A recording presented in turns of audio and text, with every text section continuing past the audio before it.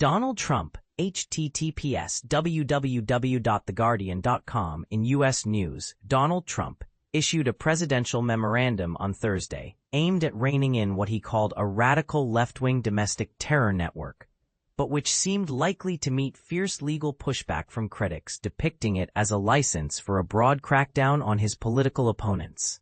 The billionaire Hungarian-born philanthropist who funds the Open Society Foundations could be in his sights. He also identified Reid Hoffman, a billionaire venture capitalist, adding, "I hear about him.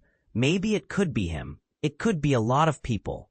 Earlier, the Open Society Foundations had hit back at reports that the Justice Department was planning to target the group and criticize the Trump administration for politically motivated attacks on civil society. Hina Shamsi of the American Civil Liberties Union, ACLU, said in a statement, "After one of the most harrowing weeks for our First Amendment rights, the president is invoking political violence, which we all condemn, as an excuse to target nonprofits and activists with the false and stigmatizing label of domestic terrorism. This is a shameful and dangerous move." At a signing ceremony in the Oval Office, the memorandum was presented as aimed at establishing a comprehensive strategy to investigate, disrupt, and dismantle all stages of organized political violence and domestic terrorism. It was said to be part of an administration-wide response that would include the FBI's Joint Terrorism Task Forces, the Department of Justice, and the Department of Treasury.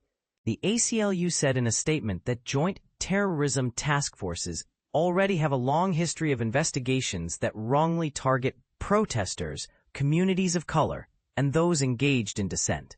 Surrounded by members of his cabinet, Trump said the goal was to target the funders of a lot of these groups, some of whom he claimed to know.